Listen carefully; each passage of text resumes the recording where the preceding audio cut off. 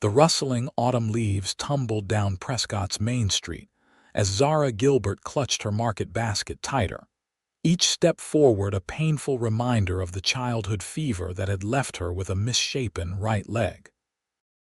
The morning crowd parted around her like water around a stone, their whispers following her as surely as her uneven footsteps echoed on the wooden boardwalk. Prescott, Arizona Territory, 1883, was no place for weakness. The frontier town had sprung up amid silver strikes and cattle fortunes, built by men and women who valued strength above all else. Zara had learned early that a young woman with a limp was viewed as damaged goods in a land where survival demanded physical perfection. "Miss Gilbert, Mrs. Holloway called from her mercantile doorway. "Your father's order came in on yesterday's stage. Would you like to collect it now?" Zara adjusted her worn bonnet against the October sun. "Thank you, but I need to finish my errands first. I'll return before closing." She continued down the street, her 22 years weighing heavier than they should. Being the only child of the town's widowed schoolteacher meant responsibility had found her early. Her father, bless him, never saw her leg as a limitation, but the rest of Prescott certainly did. The general store bell jingled as she entered. Mr. Peterson nodded curtly from behind the counter, his eyes holding the same mixture of pity and dismissal she'd grown accustomed to. Zara placed her list on the counter and waited while he gathered her items. "That'll be $2.15, he said, sliding a small sack of flour toward her. As Zara counted out the coins, the store door swung open, bringing with it a gust of wind and the jangle of spurs. The man who entered seemed to fill the entire doorframe, broad-shouldered and trail-worn, with a face weathered by sun and wind.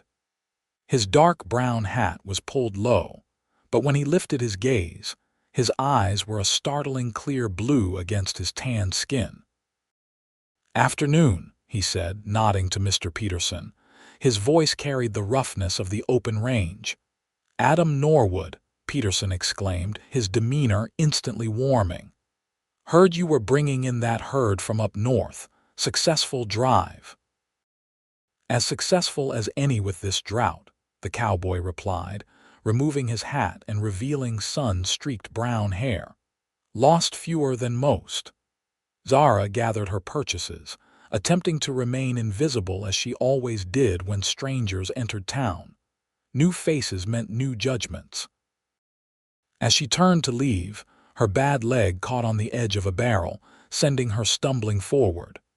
Her basket flew from her grip, its contents scattering across the wooden floor. Heat rushed to her cheeks as she knelt awkwardly to gather her things. Without a word, the cowboy Adam crouched beside her, his calloused hands carefully collecting the fallen items. "Thank you," she murmured, not meeting his eyes. "My pleasure, miss," he replied, his voice softer than before. When he handed her the refilled basket, their fingers brushed momentarily. Zara quickly withdrew her hand and stood, the familiar ache in her hip flaring as she straightened. "Much obliged," she said formally, then hurried toward the door, her uneven gait more pronounced in her haste. Outside, the afternoon sun beat down on the dusty street. Zara paused to adjust her basket when a shadow fell across her path. "Miss." It was Adam, standing a respectful distance away. "I believe this fell from your basket." He held out her father's fountain pen, the only luxury item Thomas Gilbert owned. "Oh, thank you. My father would be heartbroken to lose this." She accepted the pen, carefully tucking it into her basket. "Adam Norwood," he said, offering a slight bow. "Just arrived with the circle and herd." "Zara Gilbert," she replied with the polite smile she'd perfected over years of hiding discomfort. "Welcome to Prescott, Miss Gilbert." He hesitated, his eyes fixed on her face rather than dropping to her leg as most did upon introduction. "I wonder if I might call on you sometime. Perhaps Sunday after church. Zara's practiced smile faltered. Was he mocking her?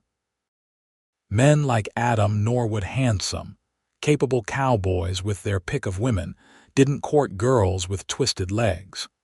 She searched his face for signs of cruelty, but found only an earnest expression that confused her further. "That's very kind, Mr. Norwood, but I'm afraid I'm quite busy with my father's household." The excuse was well worn, used whenever the rare invitation came her way. Better to decline than face inevitable rejection when they realized the extent of her disability. "I understand," he said, though something in his eyes suggested he didn't. "Perhaps another time." Zara nodded politely and continued on her way, aware of his gaze following her down the street. By the time she reached the butcher's shop, she had nearly convinced herself the encounter had been nothing more than a stranger's passing courtesy. The following days passed in their usual routine.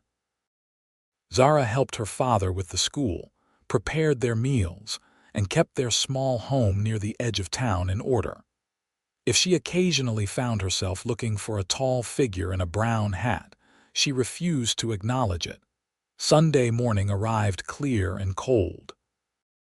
Zara helped her father into his good coat, before donning her own church dress, a simple blue cotton that had been let out and taken in so many times, it hardly resembled its original form. Her dark hair was pinned neatly beneath her bonnet, her face scrubbed clean. "You look lovely today," Thomas Gilbert said, his kind eyes crinkling at the corners. At 50, his hair had gone completely gray, and teaching had stooped his shoulders, but his spirit remained undimmed. "Thank you, Father," she replied, offering her arm as they began the walk to church. Her father never mentioned her limp, never suggested it limited her in any way, though they both knew the truth of it. The church stood at the center of town, its white steeple reaching toward the cloudless sky. As they approached, Zara spotted several cowboys among the usual congregation, the circle and hands coming to pay their respects during their stay in town. And among them, standing taller than most, was Adam Norwood. He tipped his hat as they passed, but made no move to approach, respecting her earlier rejection. Zara nodded in return, ignoring the curious flutter in her chest. The service passed in a blur of hymns and scripture readings. Afterward, as the congregation spilled into the churchyard, Zara stood beside her father as he chatted with parents of his students. She was so accustomed to being overlooked in these social gatherings that the light touch on her elbow startled her. "Miss Gilbert," Adam said, standing before her in a clean shirt and vest, his hat in his hands. "I hope I'm not intruding." "Not at all, Mr. Norwood," she replied, conscious of the curious glances from those nearby. "I was wondering if you and your father might join me for dinner at the hotel restaurant. They serve a fine Sunday roast, I'm told." Before Zara could formulate a polite refusal, her father turned with bright interest. "What a kind invitation. We'd be delighted, wouldn't we, Zara?" Caught between her father's enthusiasm and her own trepidation, Zara could only nod. "Yes, that would be lovely." The hotel dining room was the finest establishment in Prescott, with real tablecloths and glass window panes. Zara sat stiffly in her chair, aware of every eye in the room. People were wondering, she knew, why Adam Norwood was dining with the schoolteacher and his crippled daughter. "I understand you're from Texas originally, Mr. Norwood?" her father asked as they waited for their meal. "Yes, sir. Born and raised near San Antonio. My family had a small ranch there until the war." Adam's gaze remained mostly on Zara as he spoke. "My father didn't return and my mother sold the land. I've been working cattle drives since I was 15. And now you have your own herd," Thomas observed. Adam nodded. "A modest one." "I've saved every penny for 5 years. This drive to the railroad at Flagstaff will give me enough to put down roots, God willing." "Where do you plan to settle?" Zara asked, surprising herself by joining the conversation. "I've had my eye on a parcel northwest of town. Good water, decent grazing." His eyes met hers. "It's peaceful there." The meal arrived: roast beef with potatoes and carrots, fresh bread still steaming. As they ate, Zara found herself relaxing slightly. Adam spoke intelligently about cattle prices and weather patterns, respectfully about the local Yavapai people, and asked thoughtful questions about her father's teaching. "And you, Miss Gilbert, do you assist your father with his pupils?" Adam asked. "Zara was my brightest student," Thomas said proudly. "She helps with the younger children and keeps my ledgers in perfect order. Her penmanship is finer than mine ever was." "Father exaggerates," Zara murmured, uncomfortable with the praise. "I doubt that very much," Adam replied with a smile that reached his eyes. After the meal, they walked slowly back toward the Gilberts' home. The afternoon sun cast long shadows across the road. Thomas walked ahead, stopping occasionally to greet neighbors, leaving Zara and Adam a few paces behind. "Thank you for the meal, Mr. Norwood. It was very generous. Please call me Adam." He walked beside her, matching his pace to her halting steps without comment or impatience. "I've enjoyed your company, Zara, if I may be so bold." She glanced up at him, searching for the pity she'd come to expect. Finding none, she looked away, unsure how to respond to simple kindness. "I'll be in town another week before we move the herd north," he continued. "I'd very much like to see you again." Zara stopped walking. "Mr. Norwood, Adam, I don't understand what you want from me," his brow furrowed. "Want from you? Men like you don't court women like me without reason," she said bluntly, gesturing toward her leg. "Is it because my father is respected in town?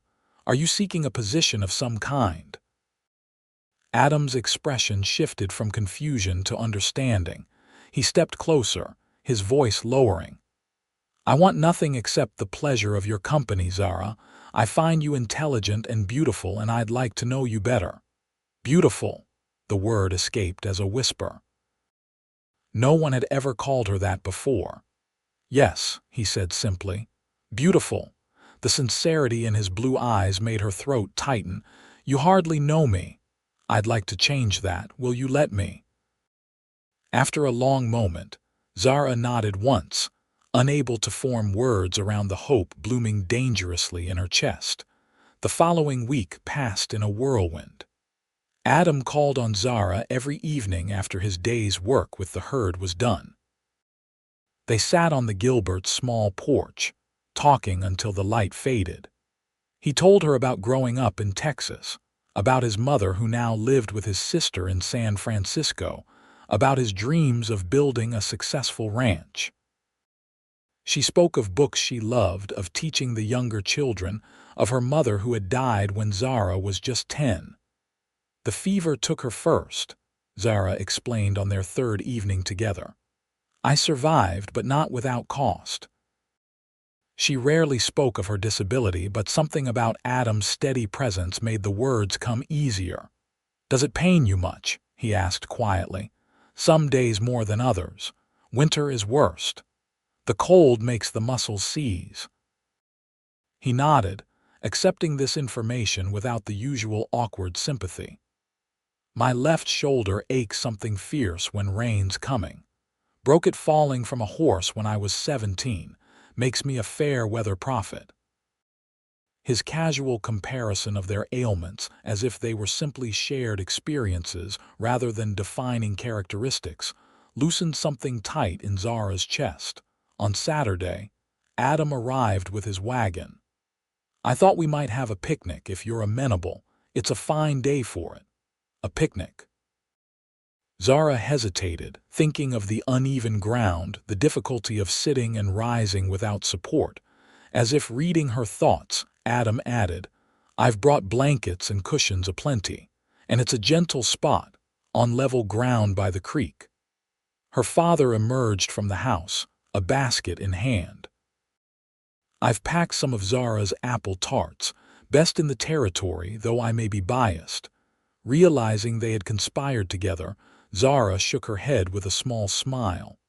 I see I'm outvoted. Adam helped her into the wagon with strong, gentle hands. The ride out of town was pleasant, the October air crisp but the sun warm on their faces. They followed the creek north for about a mile before Adam guided the horses into a small clearing shaded by cottonwoods. True to his word, the ground was level, covered in soft grass still green near the water. He spread blankets on the ground and arranged cushions before offering his arm to help Zara down. They settled comfortably, the creek bubbling nearby, birds calling in the trees above. It's beautiful here, Zara said, breathing deeply of the clean air. I thought you might like it. Adam unpacked the basket, laying out bread, cheese, cold chicken, and Zara's tarts. This is part of the land I'm hoping to buy. Zara looked around with new interest. You'd build your ranch here, just beyond that rise. He pointed west. There's a natural hollow that would shelter a house and barn from the winter winds. The creek provides year-round water, and the grazing land stretches for a good mile beyond. You've thought it through carefully. A man shouldn't plant roots without consideration. He handed her a plate. A ranch needs to be built to last generations. They ate in companionable silence for a while, listening to the water and wind. Adam occasionally pointed out birds or plants, showing a knowledge of the land that impressed Zara. He clearly saw this place not just as property, but as a living, breathing entity to be respected and nurtured. "May I ask you something personal?" he said as they finished their meal. Zara tensed slightly but nodded. "How long have you been letting that leg define your worth?" The question was so unexpected that Zara nearly choked on her tea. What? In the week I've known you, I've seen a woman of remarkable intelligence, kindness, and strength, yet you seem to believe your value is determined by the way you walk." No one had ever spoken to her so directly about her disability. People either pretended not to notice or treated it as an uncomfortable topic to be avoided. "The world has made that determination for me, Mr. Norwood," she replied stiffly. "I'm merely accepting reality. Reality." He shook his head. "Reality is what we make of it, Miss Gilbert. I've known men with 2 good legs and empty hearts, worthless as dry wells. And I've known men missing limbs entirely who lived fuller lives than most. It's different for men," she argued. "A man with a limp is considered tough for overcoming it. A woman with a limp is just broken. Only to those too blind to see true value." Adam's gaze was intense, his voice low, "And those people aren't worth your consideration." Zara looked away, unable to bear the earnestness in his eyes. "You make it sound simple. Not simple, but possible." He reached across the blanket, his hand stopping just short of hers. "I see you, Zara Gilbert, not your limp, you." The words pierced something deep inside her, a wound she'd carried so long she'd forgotten it was there. Tears burned behind her eyes and she blinked rapidly to clear them. "We should head back soon," she said, changing the subject. "The sun will be setting early these days." Adam respected her retreat, helping pack up their picnic without pressing further. But as he assisted her back into the wagon, his hands lingered a moment longer than necessary, and the look in his eyes told her their conversation wasn't truly finished. The following day was Sunday, and after church, Adam joined them for another meal. This time, as they walked home in the golden afternoon light, Thomas again walked ahead, leaving them to talk privately. "I leave for Flagstaff tomorrow with the herd," Adam said, his voice carrying a note of regret. Zara had known this was coming, had prepared herself for it. Still, the words fell heavily between them. "I wish you a safe journey. I'll be gone 3 weeks, perhaps 4 depending on the weather and negotiations." He slowed his pace as they approached a rough patch in the road. "Would you allow me to write to you?" Hope fluttered in her chest, but she tamped it down. "You needn't feel obligated, Mr. Norwood." Adam stopped walking entirely, turning to face her. "Zara, nothing about my attention to you comes from obligation. I hope I've made that clear." She met his gaze, searching for deception and finding none. "Then yes, I would welcome your letters." The smile that spread across his face warmed her more than the afternoon sun. "I'll write with news of the journey and my return date." They continued walking, and as they approached a steep incline, Zara instinctively slowed, bracing herself for the awkward climb that always made her limp more pronounced. Adam matched her pace without comment. When she hesitated at the bottom of the hill, he offered his arm. "May I?" After a brief hesitation, Zara placed her hand in the crook of his elbow. Together they navigated the incline, Adam subtly supporting her weight when her bad leg protested. "My mother used to say," he remarked casually, "that life's uphill climbs reveal a person's character. Some race ahead, leaving others behind. Some complain about every step, and some find a companion to walk alongside." At the top of the hill, Zara paused to catch her breath. "And which are you, Mr. Norwood?" His eyes crinkled at the corners. "I prefer good company to a lonely race, Miss Gilbert." The next morning, Zara rose early, ignoring the dull ache in her hip that promised rain later. She helped her father prepare for school, then put on her shawl and headed toward the edge of town where the Circle N herd would be departing. She stood at a distance, watching the organized chaos as cowboys rounded up the cattle and prepared for the drive north. Adam was at the center, issuing clear instructions, his presence commanding respect from men both older and younger. She hadn't intended to speak with him, had only wanted to see him one last time before his departure. But somehow, he spotted her among the small crowd of onlookers. Within moments, he was striding toward her, removing his hat as he approached. "Zara," he said, genuine pleasure lighting his features. "I didn't expect to see you this morning." "I wanted to wish you good fortune," she replied, suddenly shy under the curious gazes of his cowhands, "and safe travels. Your wishes mean more than you know." He glanced back at the herd, then to her again. "I should return by mid-November. The first snow usually holds off until December in these parts." "Yes, usually." A companionable silence fell between them, broken only when one of the cowboys called for Adam's attention. "I need to go," he said reluctantly. "Of course." Zara took a small step back. "Goodbye, Adam." Instead of turning away, he moved closer. With gentle deliberation, he took her hand in his and raised it to his lips, pressing a kiss to her knuckles. "Until I return, Zara."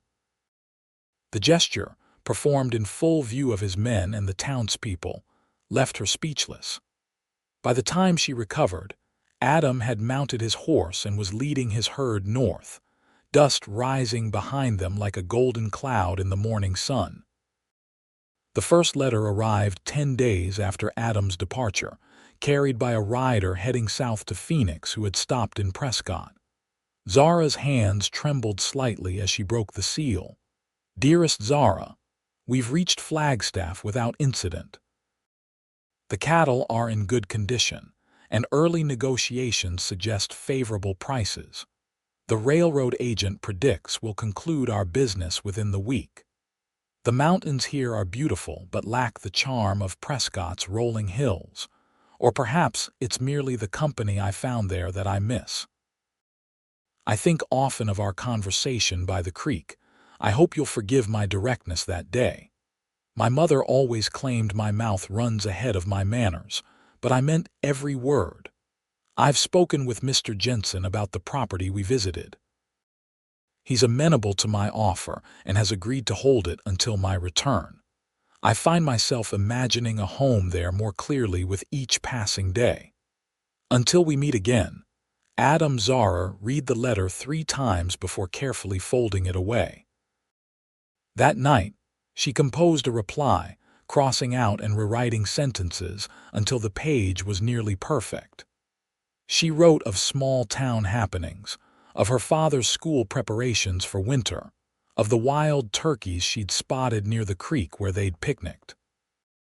What she didn't write was how she found herself looking north each day, or how she'd begun to measure time by the days until mid-November. Some hopes were too fragile to commit to paper. October slipped into November.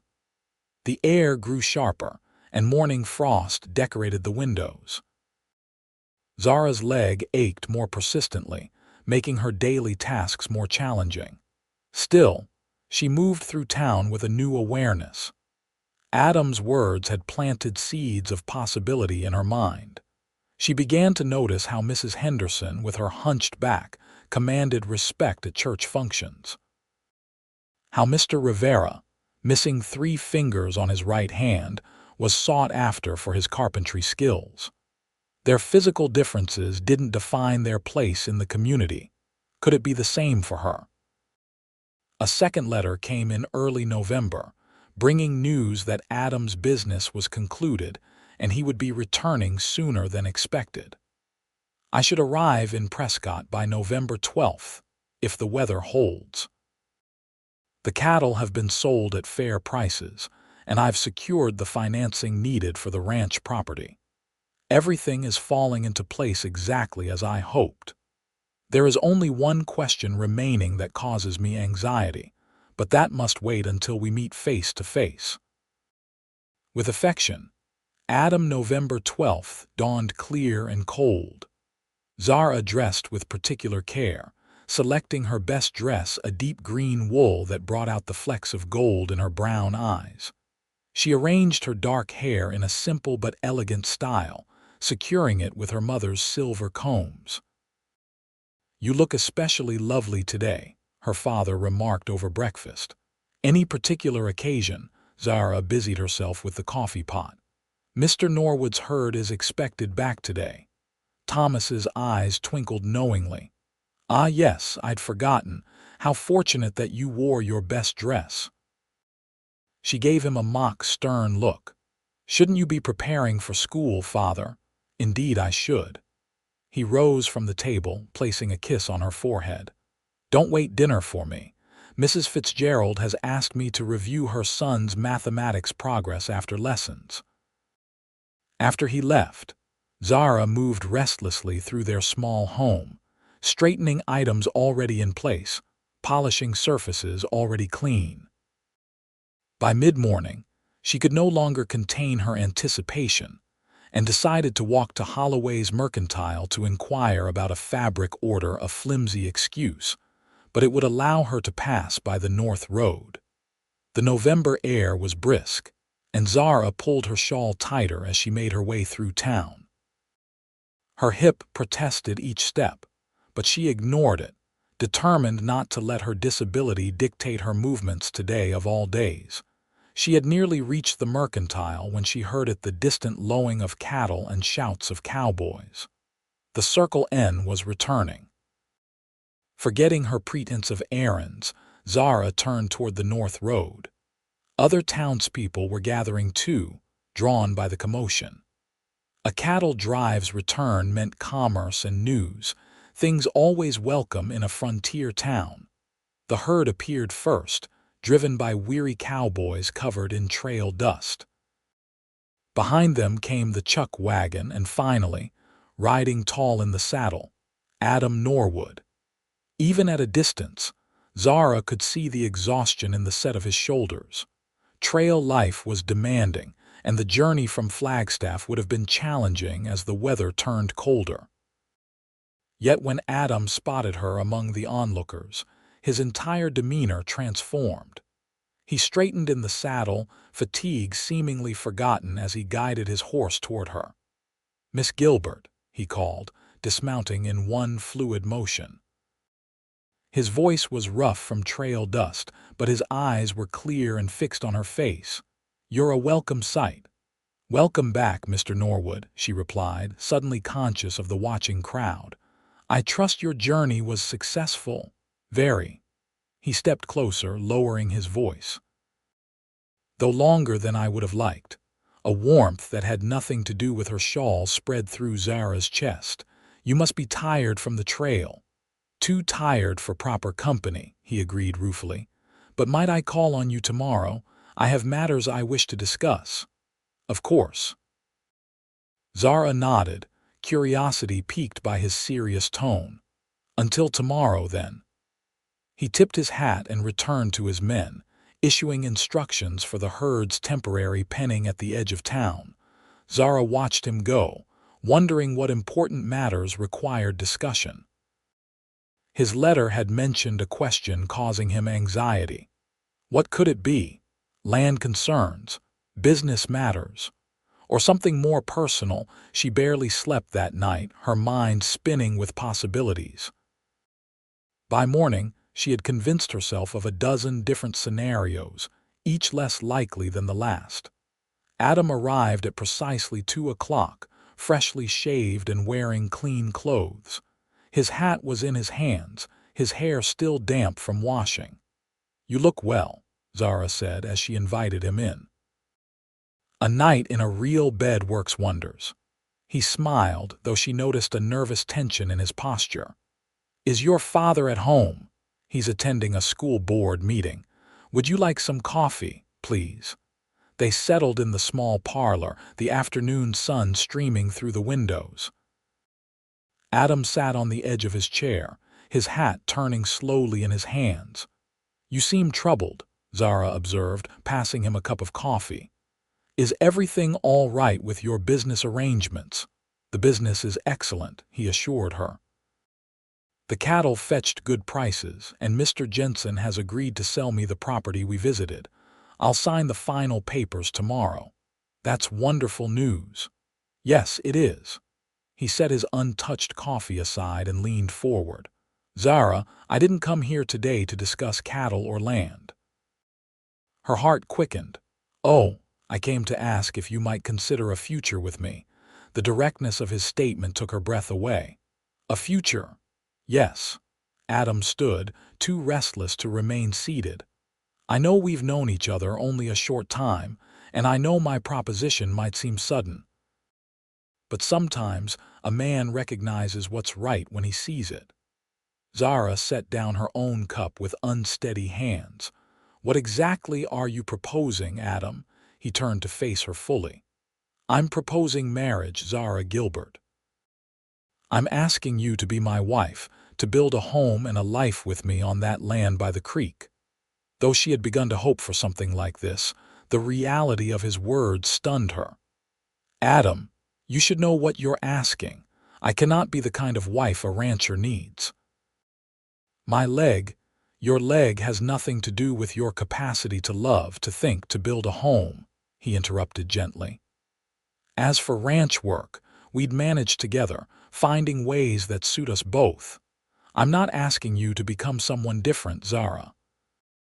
I'm asking for the privilege of walking through life with you, just as you are." Tears welled in her eyes. "Why me? There are a dozen young women in Prescott who would jump at the chance to marry you, women without complications." Adam crossed the room to kneel before her chair, taking her hands in his. "Because none of them are you. None of them have your quiet strength, your kindness, your mind that sees so clearly into the heart of things." He squeezed her fingers gently. "I've been alone a long time, Zara. I don't want a wife simply to cook and clean. I want a partner to share my dreams with, someone whose presence makes even ordinary days meaningful." A tear slipped down Zara's cheek. "I'm afraid." "Of what?" "Of believing this is possible. Of reaching for happiness only to have it snatched away." "Some fears can only be overcome by facing them," he said softly. "I can promise you this. I will never see your limp as a burden. Never. The only burden would be a life without you in it." Zara looked into his earnest blue eyes and saw something she'd never truly expected to find acceptance. Not just tolerance or pity, but complete acceptance of who she was. "Yes," she whispered, her voice gaining strength as she repeated, "Yes, Adam Norwood, I will marry you." The smile that broke across his face was like sunrise after the longest night. He lifted her hands to his lips, pressing fervent kisses to her knuckles. "You've made me the happiest man in the Arizona Territory." When he rose to his feet, he pulled her gently up with him, one hand coming to rest at her waist while the other cradled her cheek. "May I?" he asked, his eyes dropping to her lips. Zara nodded, and he leaned forward to place a soft, reverent kiss on her mouth. It was brief but held all the promise of their future together. "When?" she asked when they parted, still standing close in the sunlit parlor. "As soon as you wish. The house will take time to build, but there's a cabin on the property that's sound enough for winter with some repairs." His thumb traced her cheekbone. "Unless you'd prefer to wait for spring." "No," Zara said with surprising certainty. "I've waited long enough for life to begin. December would be perfect." Thomas Gilbert returned home to find his daughter and Adam Norwood sitting close together on the parlor sofa, hands entwined, discussing plans for a December wedding. His delight at the news was immediate and heartfelt. "I've seen the way you look at my daughter," he told Adam, clapping him on the shoulder. "You see her truly, and that's all a father can hope for." The weeks that followed passed in a whirlwind of preparation. Adam threw himself into readying the cabin on his newly purchased land, while Zara and several women from church worked on her wedding dress and household linens. The entire town seemed caught up in the romance of it, especially once they understood that Adam had chosen Zara not despite her disability but with full acceptance of it. Mrs. Holloway, who had always been kind to Zara, donated fine lace for the wedding dress. "My own daughter wore it at her wedding in St. Louis," she explained. "It should be used for a love match like yours." Even Mr. Peterson, who had never shown Zara much consideration before, offered a set of crystal glasses as a wedding gift. "Every new home needs something fine," he said gruffly. The wedding was set for December 15th, to be held in the Prescott church with a celebration afterward at the hotel. Adam's mother and sister would be arriving by stage from San Francisco the week before, eager to meet his bride. 2 weeks before the wedding, the first snow fell, blanketing Prescott in white. Zara's leg ached fiercely with the cold, making her movements even more labored than usual. She worried about walking down the church aisle, about dancing at her own wedding reception, about Adam seeing her at her most physically limited. These fears came to a head when Adam invited her to visit the cabin he was preparing. The snow had stopped, but the ground remained covered, treacherous for someone with an unsteady gait. "Perhaps we should wait until it melts," she suggested anxiously. "It might not melt until spring," Adam pointed out gently. "And I'd very much like to show you our home before then. Our home." The words sent a thrill through Zara despite her apprehension. "We'll take the wagon, and I've cleared the path to the cabin door," he assured her. "But if you truly prefer to wait, we will." Zara took a deep breath. If this was to be her life, their life, she needed to face the challenges of the seasons head-on. "No, I want to see it. Let's go today." Adam's smile was worth the decision. He helped her into the wagon, tucking warm blankets around her legs before climbing up beside her. The journey to the property took longer than usual with the snow-covered roads, but Adam kept her entertained with stories of his progress on the cabin and plans for spring planting. When they arrived, Zara's first glimpse of the cabin nestled against the hillside made her breath catch. Smoke curled from the stone chimney, and Adam had hung a pine wreath on the freshly painted door. It was small but sturdy and undeniably charming. "It's only temporary," Adam said as he helped her from the wagon, "until we can build the main house closer to the creek." but I think you'll find it comfortable enough for winter." The path to the door had indeed been cleared and sprinkled with sand for traction. Still, Zara moved cautiously, one hand on Adam's arm. The snow had made her hip particularly painful that morning, causing her limp to be more pronounced than usual. As they approached the cabin, her bad legs suddenly gave way on a patch of ice hidden beneath the sand. She stumbled forward with a small cry and would have fallen if not for Adam's quick reflexes. He caught her around the waist, steadying her against his side. "I'm sorry," she gasped, embarrassment flooding her cheeks with color. "The cold makes it worse." Instead of brushing off the incident, Adam looked at her with such tenderness that her breath caught. "There's no need for apologies between us, Zara, not ever." His arm remained supportive around her waist. "The path is slippery. Let's walk together." He slowed his pace to match hers, providing steady support as they navigated the remaining distance. At the door, he paused and said words she would remember for the rest of her life. "Your limp is not a burden, Zara. It's simply part of who you are." His voice was low and intense. "And we'll walk through life together, at whatever pace suits us both." Tears pricked Zara's eyes, not from pain or frustration, but from the profound relief of being truly seen and accepted. "Together," she repeated, the word a promise. Adam smiled and opened the cabin door, revealing the warm interior. A fire crackled in the stone hearth, casting golden light over simple but sturdy furniture. He had clearly been working hard. The walls were freshly whitewashed, the floors swept clean, and bright quilts adorned the chairs and bed. "It's not much yet," he said, suddenly appearing nervous. "But by spring it's perfect," Zara interrupted, moving slowly into the room. "Absolutely perfect." Relief washed over his face. "You mean that?" "I do." She turned in a small circle, taking in every detail. A shelf held books she recognized some titles from their conversations about her favorite authors. The kitchen area was well organized with new pots hanging from hooks, and on the table sat a small vase containing dried wildflowers. "You remembered," she whispered, touching the preserved blooms gently. "From our picnic," he confirmed. "I collected them that day, thinking they might bring a bit of autumn into our winter home." Such thoughtfulness nearly undid her composure.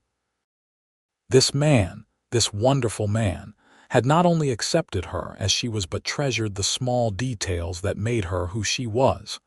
They spent the afternoon in the cabin, Adam showing her the improvements he'd made and the plans for future additions. When it came time to leave, the sky had darkened with the promise of more snow. "We should start back before it begins again," Adam said reluctantly. Zara nodded, though part of her wished they could stay in this peaceful place that already felt like home.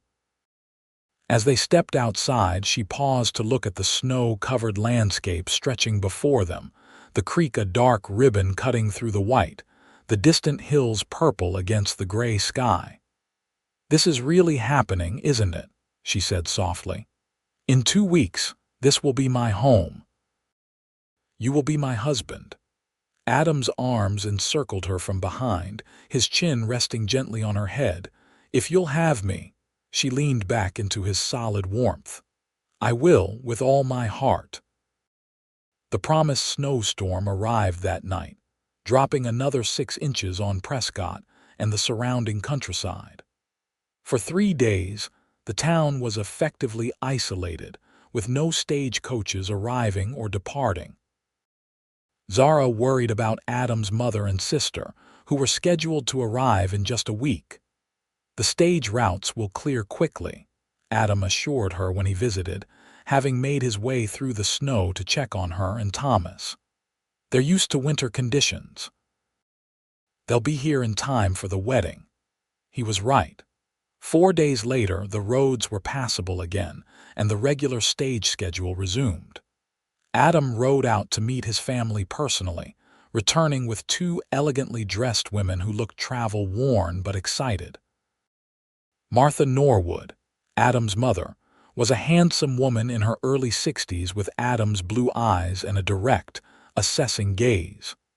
His sister, Clara, was younger by several years, pretty and fashionable in a way that made Zara instantly conscious of her own simple appearance. Their first meeting was at the hotel where the Norwood women were staying. Zara arrived with her father, her nerves making her limp more noticeable as they entered the hotel dining room. Adam rose immediately, coming to meet them with a broad smile. "Mother Clara, this is my fiancée, Zara Gilbert, and her father, Thomas Gilbert." Martha Norwood studied Zara intently before breaking into a warm smile. "So this is the young woman who has captured my son's heart. Come sit by me, dear. I want to hear all about you." Clara was equally welcoming, though her curious gaze did flicker briefly to Zara's leg before returning to her face. "Adam's letters have been full of nothing but praise for you. I was beginning to think he'd invented the perfect woman." The luncheon passed pleasantly, with conversation flowing easily between the families. Martha shared stories of Adam's childhood that made him groan with embarrassment, while Clara spoke enthusiastically about San Francisco society. "Will you be returning to California after the wedding?" Thomas asked them. "I will," Clara answered. "My husband's business is there, but Mother has other plans." Martha smiled at her son. "Adam has asked me to stay on for a while after the wedding, to help establish the new household and perhaps remain permanently if Zara is amenable." Zara looked to Adam in surprise. He hadn't mentioned this plan. "I thought it might ease the transition," he explained, looking suddenly uncertain. "But only if you're comfortable with the arrangement. The cabin is small, but the main house will have room for all of us." The thoughtfulness of the suggestion touched Zara deeply. Having an older woman's help and companionship during her first months of marriage, especially given her physical limitations, would be a tremendous blessing.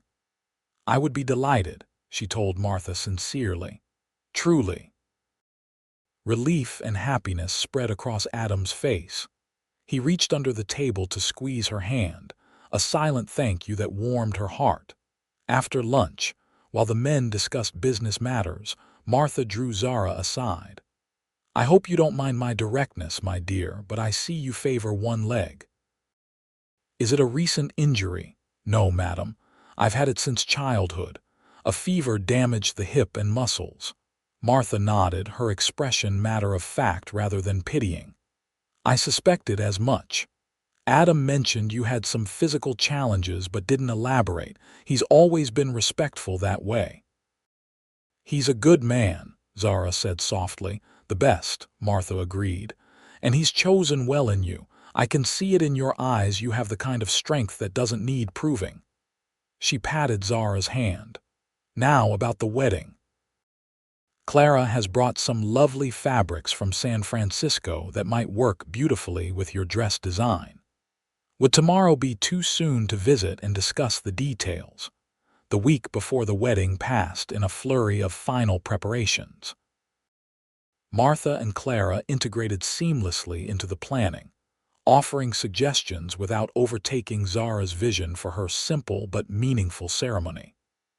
Adam divided his time between finishing the cabin and spending evenings with Zara, their bond growing stronger with each passing day.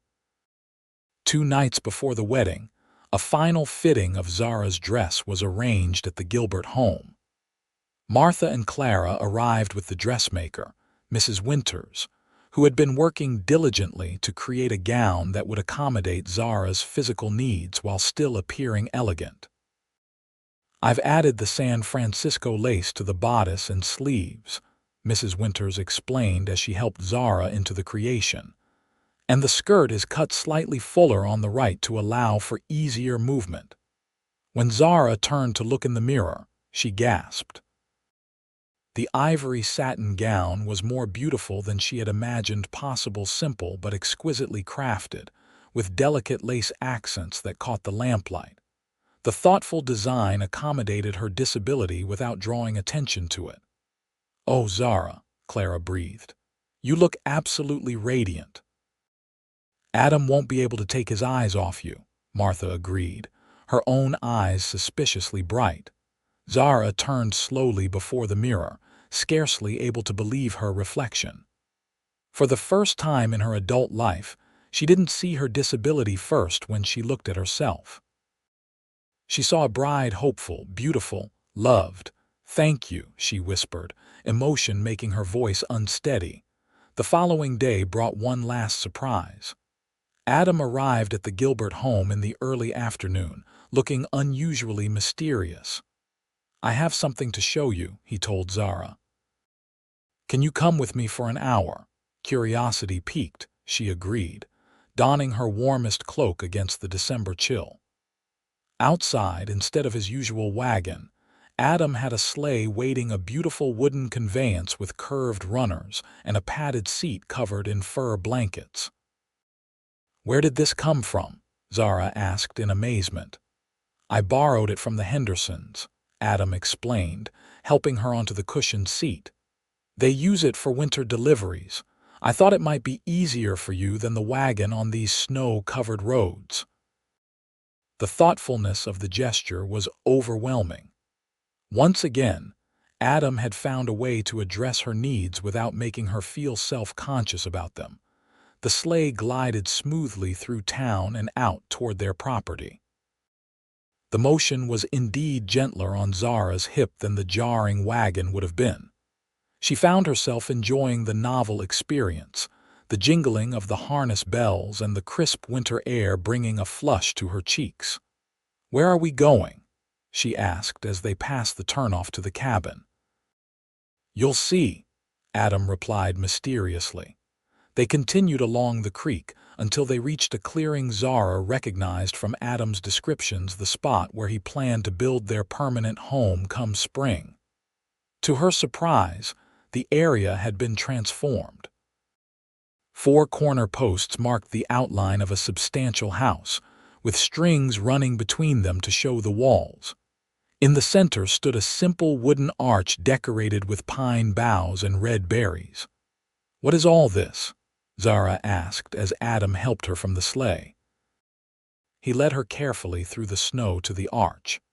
"This is where our home will stand by next Christmas. I wanted you to be able to envision it, to stand in what will be our front room and see the view from our windows."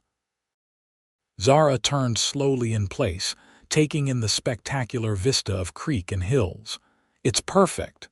There's more." Adam reached into his coat and pulled out a rolled parchment tied with red ribbon. "The house plans. I worked with a builder in Flagstaff to design something that would suit us both." Zara untied the ribbon and unrolled the plans. The detailed drawings showed a spacious one-story home with wide doorways, no steps between rooms, and specialized features she immediately recognized would accommodate her mobility issues. "You designed this for me," she said, her voice thick with emotion. "For us," Adam corrected gently. "A home where neither of us will face unnecessary obstacles. The builder assures me it will be structurally sound and still beautiful." Zara couldn't speak past the lump in her throat. Instead, she reached up to pull Adam's face down to hers, kissing him with all the love and gratitude that filled her heart. When they finally parted, Adam rested his forehead against hers. "I want to build a life where your limp is just a small detail in a much larger story, Zara. A footnote, not the headline. You've already started," she whispered. "You've already changed everything."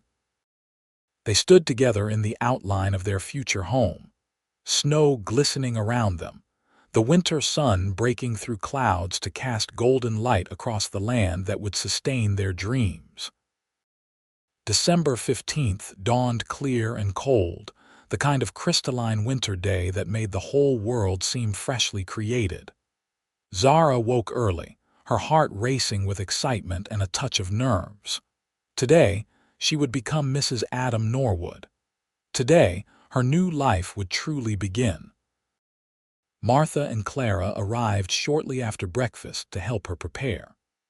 They brought flowers preserved from San Francisco greenhouses, white roses and sprigs of holly that Clara wove into a simple crown for Zara's dark hair. "Something borrowed," Martha said, fastening a pearl pendant around Zara's neck. "I wore this at my own wedding and Adam's grandmother before me." "Something blue," Clara added, tucking a blue ribbon into Zara's bouquet, "for happiness and fidelity."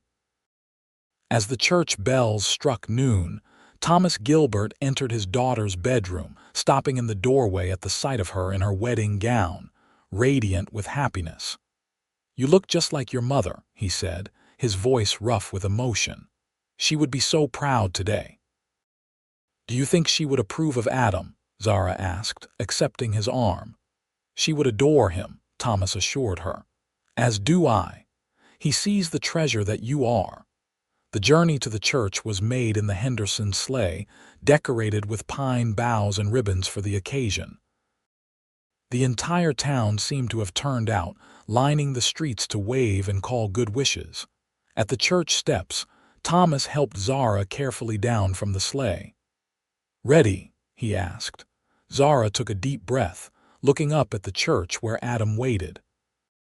"I've never been more ready for anything in my life." The church doors opened, and the assembled guests rose as Zara appeared on her father's arm. But Zara saw only Adam, standing tall and handsome at the altar, his face transformed with joy as he watched her approach. The walk down the aisle was slow, her limp evident despite the careful design of her dress. But for perhaps the first time in her life, Zara felt no shame in her halting gait.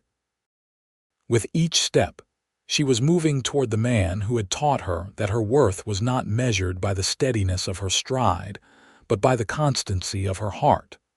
When she reached Adam, Thomas placed her hand in his with a smile of blessing. Adam's fingers closed warmly around hers, and he whispered words meant for her alone. "I would wait a lifetime for each step you take toward me." The ceremony itself was simple, but deeply meaningful. They exchanged vows they had written themselves, promises to honor, support, and cherish one another through all of life's seasons. When Adam slipped the gold band onto Zara's finger, his hands were steady but his eyes shimmered with emotion. "I pronounce you husband and wife," the minister declared. "What God has joined together, let no man put asunder." Adam's kiss was gentle but filled with promise. As they turned to face their friends and family, Zara felt a sense of belonging she had never known before. This man, this community, this moment, all of it was hers to cherish. The celebration at the hotel was joyous. Tables groaned with food contributed by the whole town. Music from a fiddle and piano filled the air, and laughter flowed as freely as the punch and whiskey. When it came time for the traditional first dance, Zara felt a moment of anxiety. Dancing had never been possible with her disability, but Adam had thought of this too. "May I have this honor?" he asked, extending his hand. When she hesitated, he added softly, "Trust me," and she did. Adam led her to the center of the room, but instead of the usual waltz, he simply drew her close, one arm supporting her waist. The musicians began a slow, sweet melody, and Adam guided her in a gentle sway, taking most of her weight when her bad leg would have faltered. It wasn't dancing as others knew it, but it was perfect for them, an adaptation, like the sleigh and the house plans, that acknowledged her limitations without surrendering to them. "I love you, Zara Norwood," Adam murmured against her hair as they moved together. The name, her new name, sent a thrill through her. "And I love you, Adam Norwood, more than I have words to express." As the evening progressed, Zara found herself surrounded by well-wishers. Mrs. Holloway pressed a wrapped package into her hands, a set of fine china teacups. "Every lady should have something beautiful for company," she said with a wink. Even the town's most standoffish matrons offered congratulations, their previous pity for the Gilbert girl with the unfortunate condition transformed into something closer to respect. Zara realized that Adam's choice of her as his wife had changed how they saw her, or perhaps it had simply given them permission to see beyond her limp to the woman she had always been. As the celebration continued, Adam kept her close, his hand often finding hers or resting lightly at her waist. It wasn't just support for her physical needs. It was a constant affirmation of connection, of his desire to be near her. "Are you happy?" he asked during a quiet moment when they had stepped away from the crowd to catch their breath. Zara looked up at him, this man who had rewritten the story she thought was fixed for her life. "Completely," she answered truthfully. "I never imagined such happiness was possible for me." "Get used to it," he said with a grin, pressing a kiss to her temple. "I intend to spend the rest of our lives making sure you know just how precious you are to me." As the winter night deepened and stars appeared in the clear sky, Adam and Zara said their goodbyes to friends and family. Martha kissed them both, promising to arrive at the cabin the following afternoon to help Zara settle in. Thomas embraced his daughter with tears in his eyes, then shook Adam's hand firmly. "Take care of each other," he said simply. "Always," Adam promised. The sleigh was waiting to carry them home, lanterns glowing on either side, more blankets piled on the seat for warmth. As they left town behind, the bells jingling in the quiet night, Zara leaned against Adam's shoulder. "Look," she said, pointing upward. "A shooting star." They watched the streak of light cross the heavens, a brilliant moment of beauty in the vast darkness. "Make a wish," Adam suggested. Zara smiled, tightening her hold on his arm. "I already have everything I could wish for." The cabin welcomed them with golden warmth, the fire having been lit earlier by one of Adam's ranch hands. Inside, everything was ready for their first night as husband and wife, fresh linens on the bed, a bottle of wine with 2 glasses on the table, pine branches adding their sweet scent to the air. Adam lifted Zara into his arms to carry her across the threshold, an ancient tradition made practical by her tired limbs after the long, emotional day.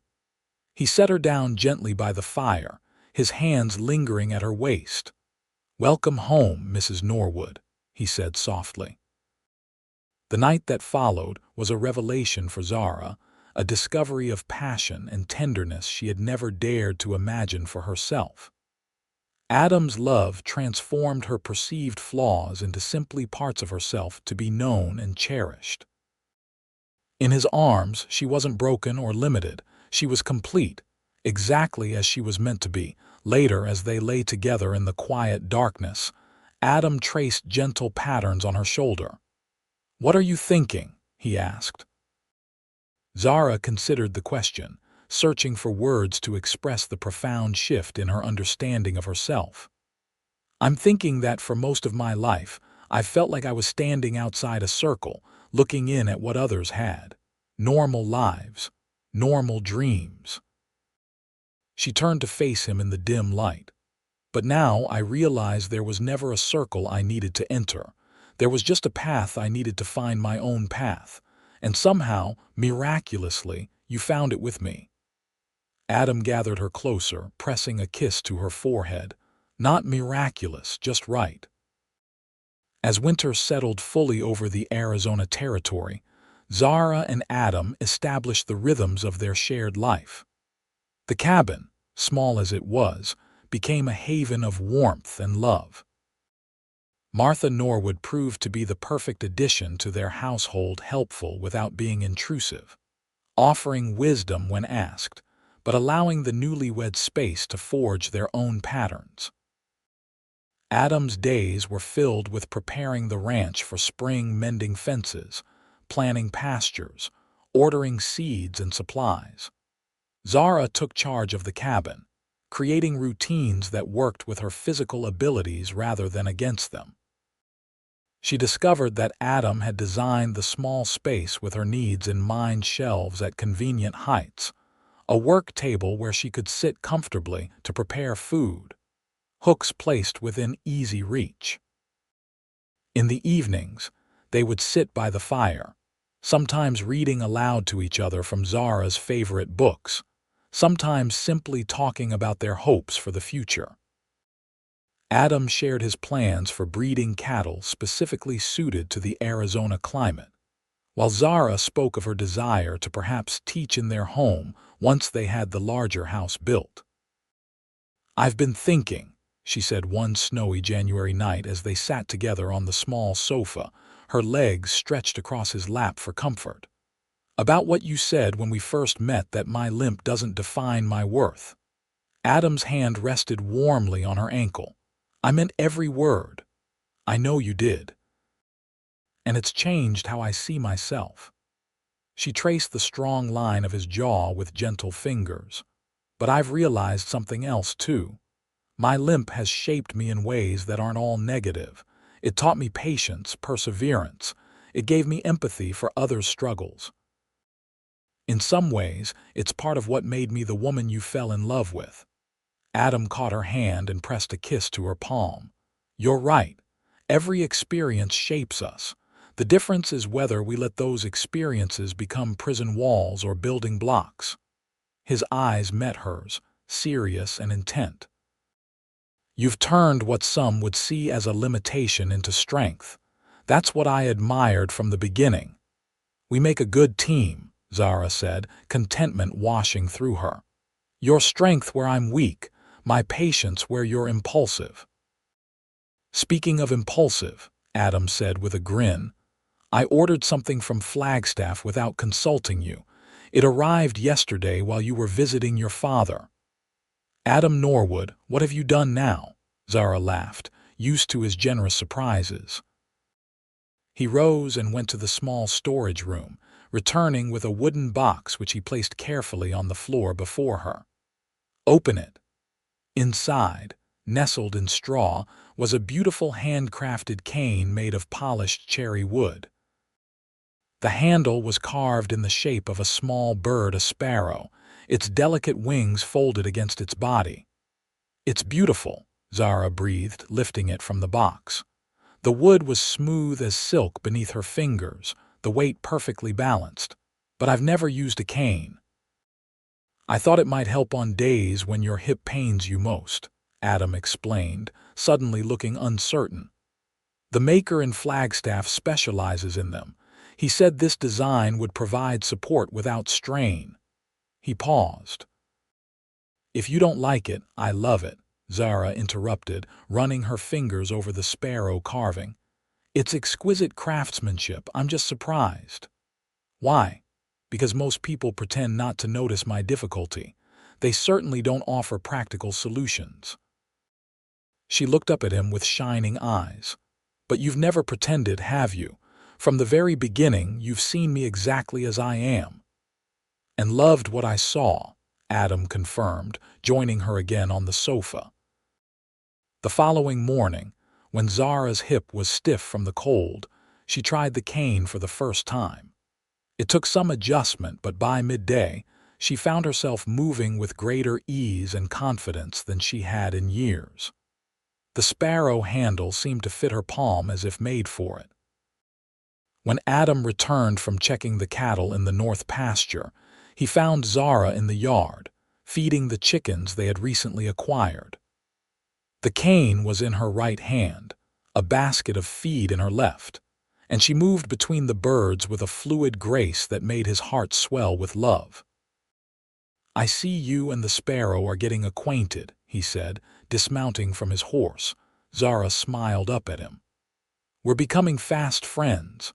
I can do more without tiring."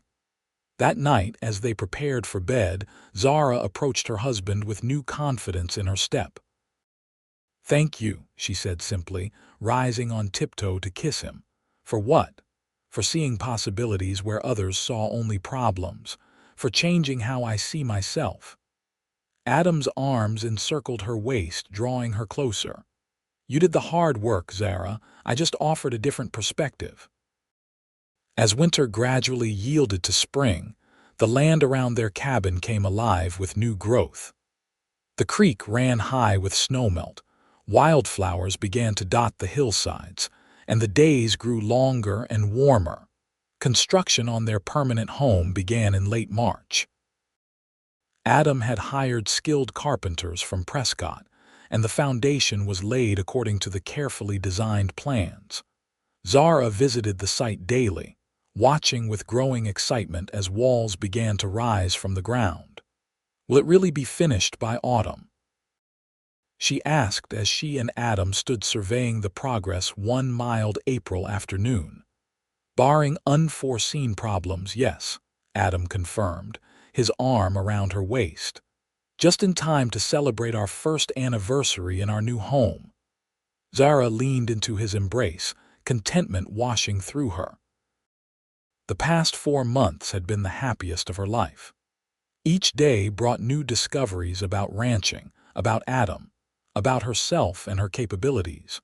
With the aid of her cane on difficult days and Adam's unwavering support always, Zara had expanded what she believed possible for herself. She rode beside Adam to check the western pastures, using a specially adapted side saddle he had commissioned. She helped deliver a calf one stormy night, her small hands proving perfect for the delicate task. She planted a vegetable garden near the cabin, kneeling on cushions Adam had made for her, harvesting the first tender spring greens with pride. Each small victory reinforced what Adam had tried to tell her from the beginning, that her disability didn't define her limits unless she allowed it to. Martha Norwood, who had decided to stay permanently in one of the new house's planned wings, watched their relationship with approving eyes. "You've bloomed like a desert flower after rain," she told Zara one evening as they sat shelling peas on the cabin porch. "I've never seen such a change in a person in such a short time."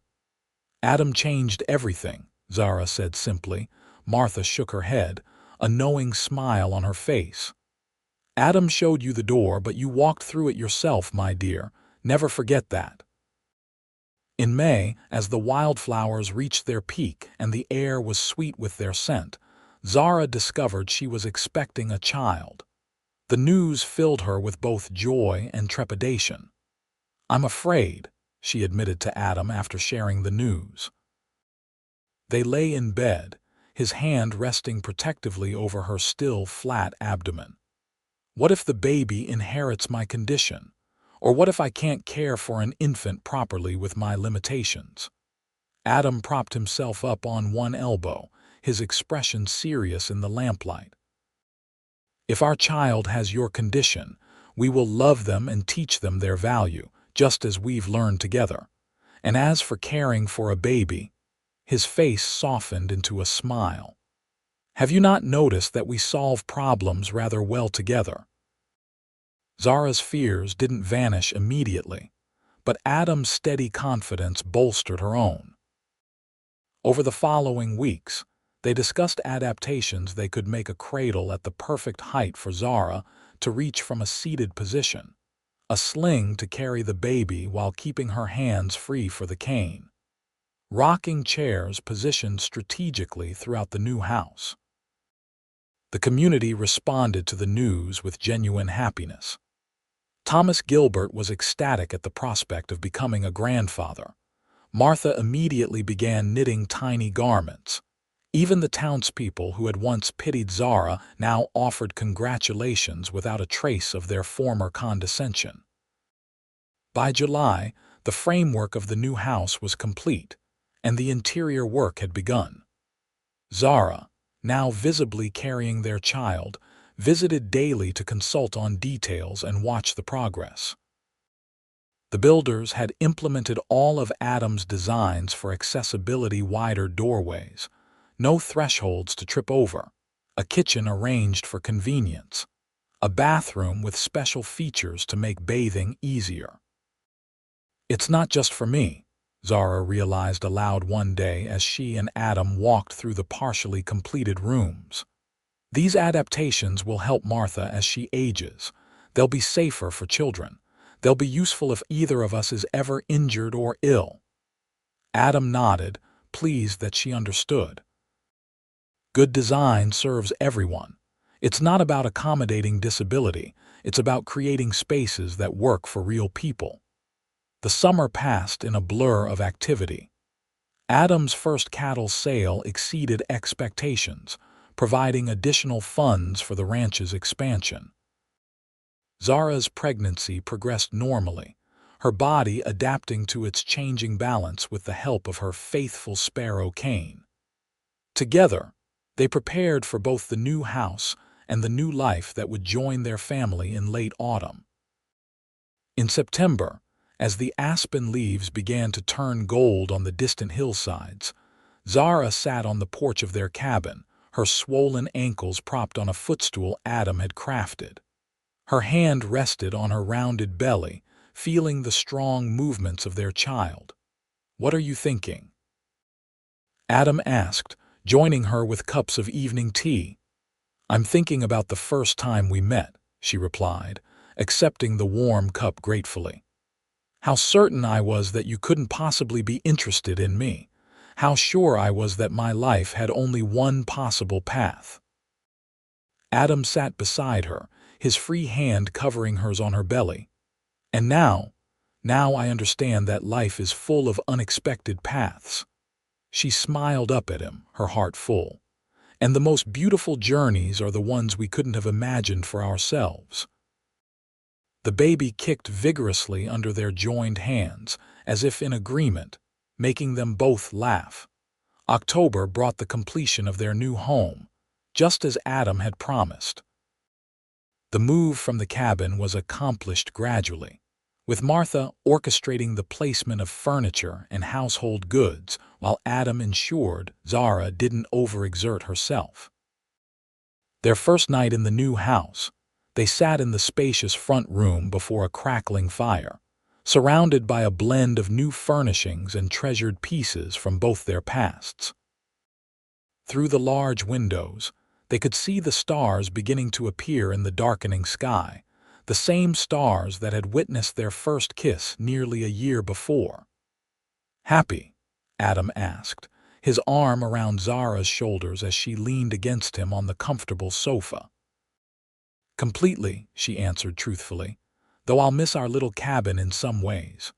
We'll keep it for guests," he assured her, "or perhaps someday for our children when they're old enough to want their own space." Children, plural. The thought warmed Zara from within. Their family was just beginning. November brought the first snow, and with it, their child. After a long but uncomplicated labor, Zara gave birth to a son, Benjamin Thomas Norwood, named for Adam's father and Zara's. He arrived squalling and perfect, with a shock of dark hair and his father's clear blue eyes. 10 fingers, 10 toes, and strong as an ox, the midwife announced, placing the swaddled infant in Zara's exhausted arms.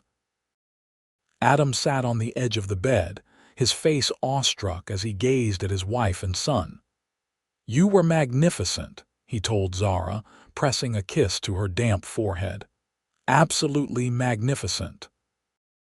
As Benjamin grew through his first weeks of life, it became clear that the adaptations they had planned for childcare were indeed making Zara's job easier. The cradle beside their bed was positioned at the perfect height. The rocking chair in the nursery had arms at just the right angle to support both mother and nursing child. The sling Adam had designed allowed Zara to carry Benjamin while maintaining her balance with the cane. December arrived with deep snow and preparations for both Christmas and their first wedding anniversary. 1 year since they had stood before friends and family, pledging their lives to one another. On the morning of December 15th, Zara woke to find Adam's side of the bed empty, but still warm. Benjamin slept peacefully in his cradle, his tiny fist curled beside his cheek. From the kitchen came the sounds and smells of breakfast being prepared. Adam had become quite the cook during Zara's last months of pregnancy. She rose slowly, her body still recovering from childbirth, and reached for her faithful sparrow cane. Her robe was laid out where she could easily reach it, another of Adam's thoughtful gestures. In the kitchen, she found Adam at the stove, Martha setting the table, and a surprise visitor, her father, already seated with a cup of coffee. "Happy anniversary," they all called as she entered. "What's all this?" Zara asked, smiling at the scene. "A celebration," Adam said, coming to kiss her good morning. "1 year of our life together and the beginning of many more." After breakfast, with Benjamin fed and content in Martha's experienced arms, Adam led Zara to the front porch. Despite the cold, the morning was beautiful, snow glistening in the winter sunshine, the creek a dark ribbon against the white landscape, the distant hills purple and majestic. "I have something for you," Adam said, producing a small wrapped package from his pocket. Zara opened it carefully to find a silver locket on a delicate chain. Inside was a miniature photograph of Adam holding Benjamin, their profiles remarkably similar despite the baby's newness. "It's beautiful," she whispered, running her finger over the engraving on the back. "Our journey together has just begun." "I have something for you too," she said, reaching into her pocket for the small package she had hidden there earlier. "Though it's not as fine as your gift." Adam unwrapped the parcel to reveal a hand-stitched handkerchief. In the corner, Zara had embroidered their initials A and Z intertwined with delicate vines and flowers.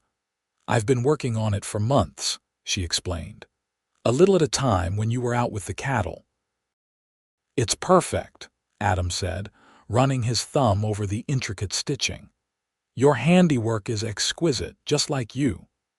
They stood together on the porch of the home they had built, looking out over the land that would sustain their family for generations to come. The path that had brought them together, a chance meeting in a general store, a moment of vulnerability transformed into connection, seemed both unlikely and inevitable in retrospect. "I never thought I could have this," Zara admitted softly. "A husband who sees me as whole, a child, a true home."